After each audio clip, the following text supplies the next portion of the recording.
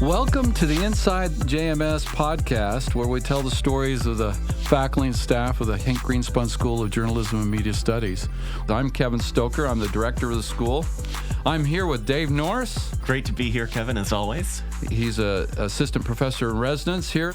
We have Stephen Bates with us today. Stephen is a full professor who basically is an expert in First Amendment law, but really most interesting is the recent work he's been doing on the Hutchins Commission. Stephen, welcome. Thank you. Thank you for having me.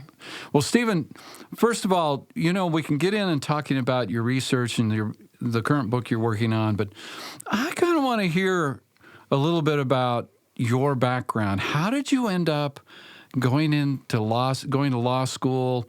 How did you end up getting into this field? And then let's talk about that great career you've had so far. Okay. I went to college, graduated from college, didn't have anything to do to make any money, so I decided to go to law school, which solved the problem of having not enough money by going deeply into debt. In law school, I studied First Amendment law sort of intensively. And when I got out, I had already co-written a book with Edwin Diamond about political advertising. And then I wrote a collection of anecdotes about journalism called If No News, Send Rumors. And then I puttered around D.C. and had government jobs, but finally ended up as a journalist, as a literary editor of the Wilson Quarterly in D.C., which was a federally run quarterly magazine associated with the Smithsonian Institution. And from there, I got a job offer to come here and was happy to do so in 2006. Well, tell me, so when you're undergraduate, were you into journalism as an undergrad? Now, I know you went to Harvard. So tell me about that. Were you writing at that time? Because Harvard didn't necessarily have a journalism program. So what was your major? I majored in government, which is what they call political science. There is no journalism major there. Agnes Neiman gave them a lot of money in the 1940s to promote journalism, and they decided they didn't want to have a journalism school, so they created a fellowship for mid-career journalists instead. But I just studied a lot of political science. I took a year off in the middle to work in politics. I was the press secretary for Massachusetts for the first George H.W. Bush, during his primary campaign against Ronald Reagan back in 1980. Wow. So where are you from originally? I grew up in West Texas, a town called Pecos, but I was born in San Luis Obispo, California. And so you went to high school there in West Texas. Now, West Texas, being very familiar with West Texas, and then to go from West Texas to Harvard, how did that happen? I was thrilled. Best passage I ever went through. I went from a town that was about 100 miles from a bookstore to living across the street from a bookstore that was open till 11 p.m. every night. So it was terrific. So as a kid, if I'm going to describe how you were as a young man, were you a bookworm? Is that, what books that excited you? What was it that really kind of got you? If there was anything that really inspired you, what was it? It was journalism, really. I, in high school, got a job with the local 5-day-a-week newspaper and did that during summers as well as after school. And then at one point got a job as news director of the local radio station, which was a podunk little station. So I had a media empire. But books, was there anything it was journalism then? Did you read a lot of books then? And how did you prepare to become a journalist? Just write? Just write and just have editors tell me I was doing it wrong and then try to do it better. It really was college before I did a whole lot of reading of any sort. Was it hard? You kind of give the impression that you were ready to leave, but was it hard to go away all the way across the country to Boston to go to school? No, it was a cinch. I was delighted to get out of Texas.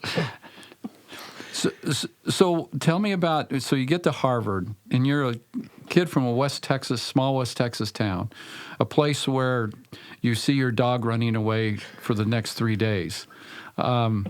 and you get to Boston where they have all these bookstores and it's trees and all these things.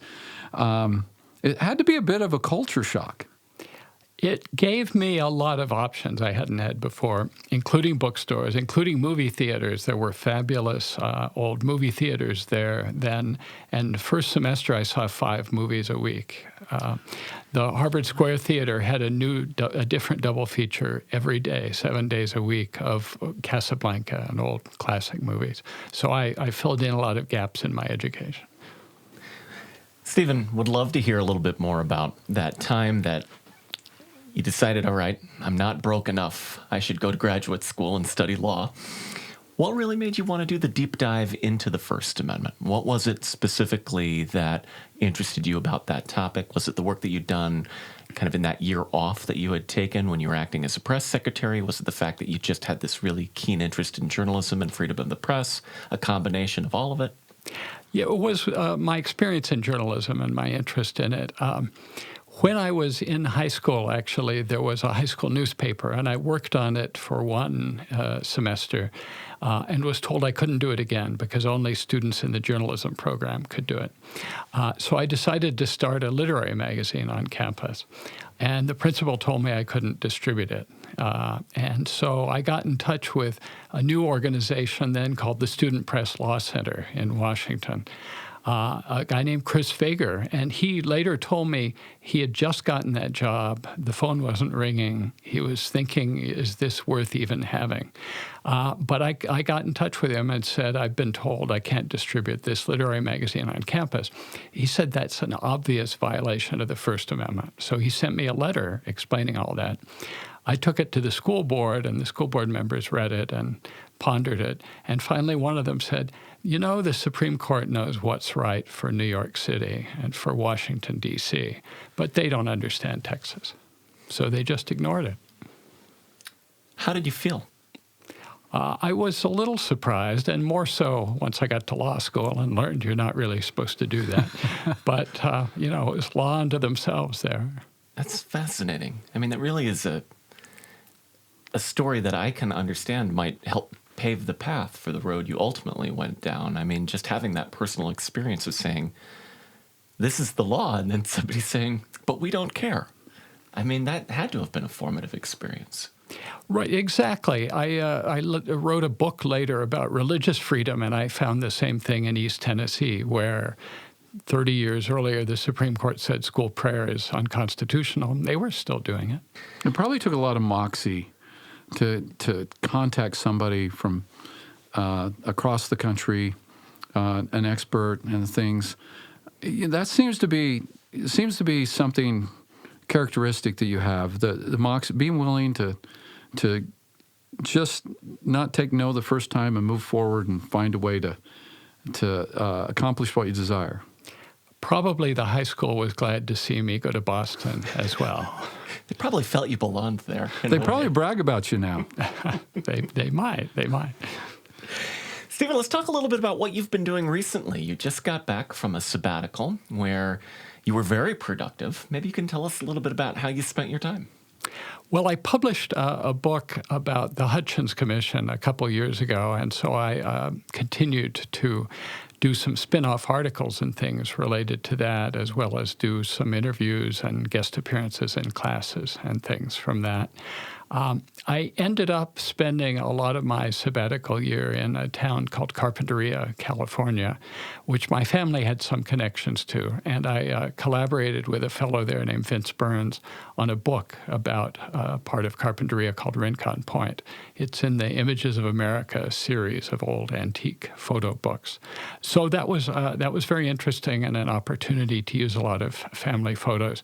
I also worked on a monograph that's kind of a spin-off from my Hutchins Commission book about efforts to study the press between the 1920s and the 1950s that important journalists and publishers vetoed, where they said, we don't want you to study us, whether the U is Sigma Delta Chi or Columbia School of Journalism, and they essentially vetoed efforts to probe the performance and behavior of journalism. Wow. So how did it come about that Henry Luce would then fund the Hutchins Commission when his peers didn't want anything done like that. One of the four things I look at actually is Henry Luce. He went to Columbia School of Journalism and wanted them to use Time Incorporated money to study public opinion about the press. And Arthur Sulzberger vetoed it, the publisher of the New York Times. That doesn't surprise me. Right. So tell us about how you got into studying the Hutchins Commission. What was it that kind of opened that door? When I was in college, I found some of their books. They published 4 or 5 books in used bookstores, and I thought it was sort of interesting, this analysis of journalism from the 1940s. And I got to thinking more and was interested in the process as well as in the outcome. This was a dozen intellectuals from different academic fields who spent a couple years collaborating together on a restatement of freedom of the press and responsibility of the press. And on the one hand, it's kind of, I think it's the leading collaborative effort of American journalists, certainly in the 20th century. But on the other hand, it's kind of ludicrous to think that that's a good way to go about philosophical analysis by bringing together a room full of people. But they did pretty well. Right. And tell us about the book that you ended up writing, and tell us about that process of getting Yale University Press to publish it. Well, I first looked at the Hutchins Commission when I was a fellow at the Annenberg Washington program in the 1990s, which then was headed by Newton Minow, the former chair of the FCC. And I sort of came back to it and poked at it periodically over about 25 years' time. I ended up doing extensive archival work. I think I had close to 100 archives that I consulted, either by email or in person. And I think I told a pretty comprehensive story. One of the challenges was not telling too comprehensive a story, not producing an 800-page book about what is actually a 100-page report of the Hutchins Commission. So I did a lot of pieces as kind of a spin-off from that, where I would go in greater depth into something like Colonel McCormick, the publisher of the Chicago Tribune, and his reaction to it. But I sent it around to different presses, and Yale was interested, and I'm delighted I was able to connect with them. What surprised you about the process? I mean, this has been 25 years is a significant amount of time that you've been interested and you've been thinking about this. But when you sat down to do it, what surprised you? Well, personally, I went back and forth between thinking it was a kind of not just honorable, but path-breaking project on the part of the Hutchins Commission, and thinking, who are these people? And, you know, a little bit audacious of them to restate freedom of the press for anybody, but also to think the way to do it was by bringing together 12 people in a room. So I ended up thinking that it was quite a worthwhile and somewhat noble endeavor. The report they produced, which is called A Free and Responsible Press, is good. But the transcripts of their deliberations, I think, are fascinating, seeing 12 of the great minds of the 20th century kind of duking it out and trying to figure things out. And in the process, doing it in good faith. They were having open, honest debates in which they sometimes changed their minds about policy issues, not about fundamental philosophical principles, but about their ideas. A lot of them went in thinking we needed to use a lot more antitrust law to break up giant media companies, and they ended up concluding that wasn't a great idea. Why is that? They realized that size sometimes helps media produce better journalism. It helps insulate media from boycott threats and things like that.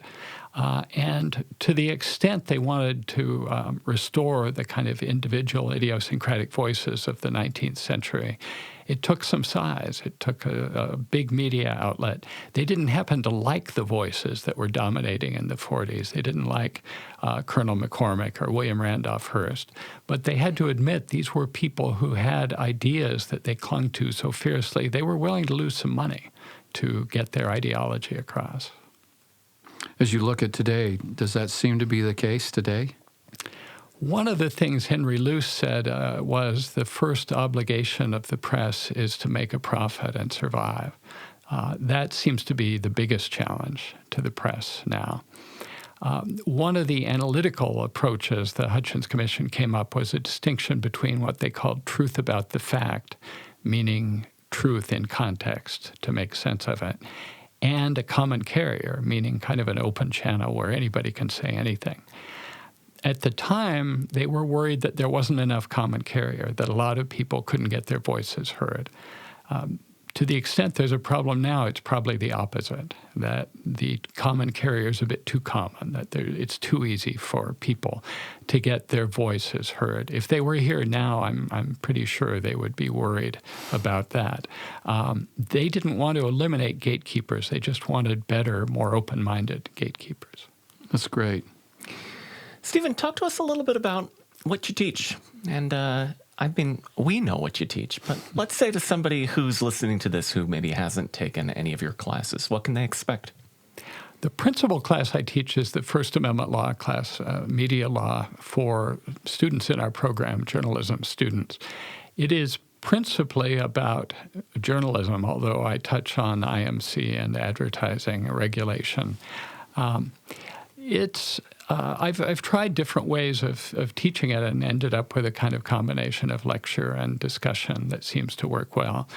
There was a time when I tried calling on students cold, as was done to me in law school, and they didn't appreciate that very much. It's a bit of a challenge to explain complex concepts that take 3 years of law school in one semester. And it's a bit of a challenge to keep up with some classes. Some subject matter doesn't change much. The law does. The Supreme Court does, hands down new decisions. There are a couple justices now who think the court should rethink libel law and make it easier for plaintiffs to win. So it does require keeping up with events. Well, and you are in the unique position of having worked with some of the members of the Supreme Court, or at least one of the members of the Supreme Court, and recently Ken Starr passed away. Tell us about that experience working on the Starr report. In I think about 1996, the think tank where I was working, the Annenberg Washington program, was closing down. I had spoken as a guest speaker before a class of Ken Starr's that he was teaching at NYU at the time. And he had me back to his class, and I spoke, and I told him my think tank was closing.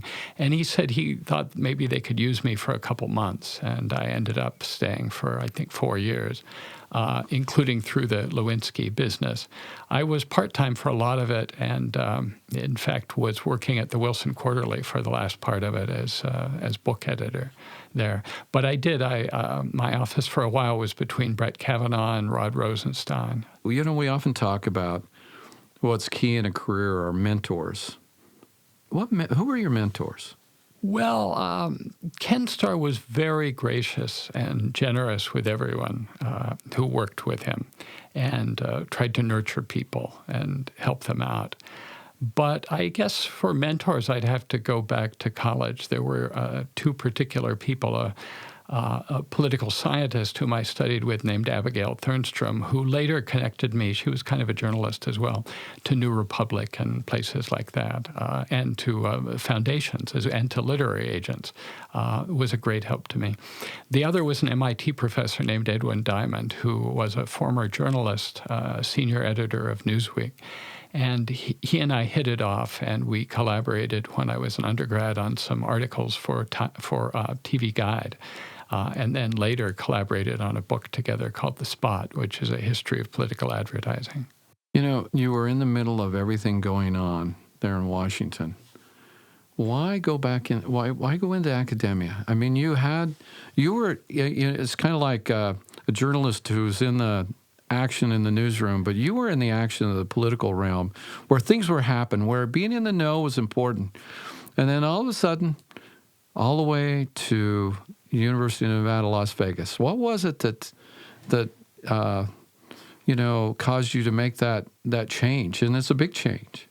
Well, I left the Star office in 1999 and kind of returned to writing and journalism as a literary editor of the Wilson Quarterly. And I was doing that. And in 2006, the UNLV opening came along, and I applied for that, thinking that as I was approaching 50, that I probably should have gone into academia long before. That would be a good match for me. And I was delighted to get the position. As it happened, the Wilson Quarterly closed a few years later, so I feel like I got the last chopper out. Stephen, what's next for you? You've been, as we talked about, very productive over your sabbatical, but you're a full professor and you can kind of set your own agenda. What are you looking at doing? I'm interested in expanding on some of the research I did on the Hutchins Commission, looking at a figure from the 1950s who was, to a substantial extent, the brains behind Joe McCarthy, and whose story has not fully been told. His name was J.B. Matthews. His wife was actually the junior researcher on the Hutchins Commission, which is how I came across him. He was sort of the file master of the red baiters. He had immense files on everybody, showing if they appeared on the masthead of a communist newspaper or the letterhead of a communist front. He had documents on it.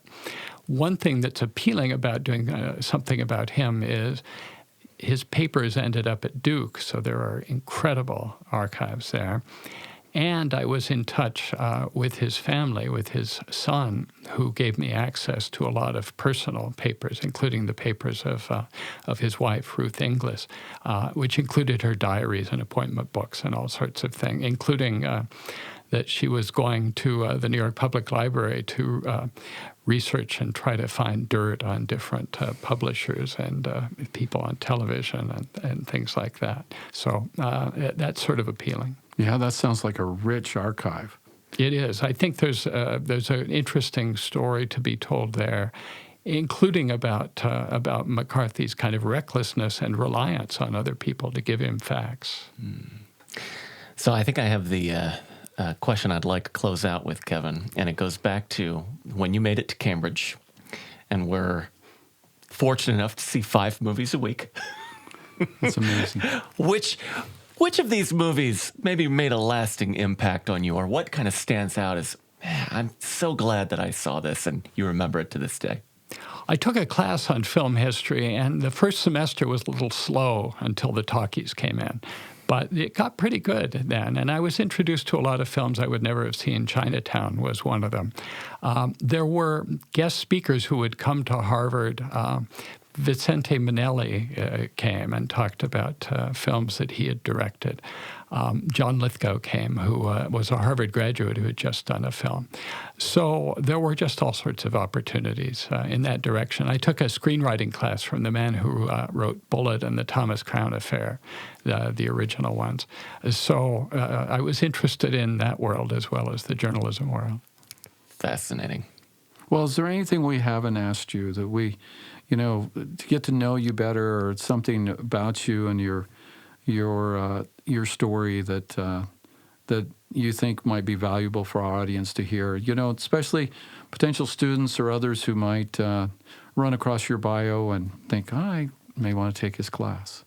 Well, I think it's a fascinating time to study journalism, and certainly to go into journalism. There are a lot of new challenges, financial included, but there are also a lot of new opportunities and places to get one's writing out there.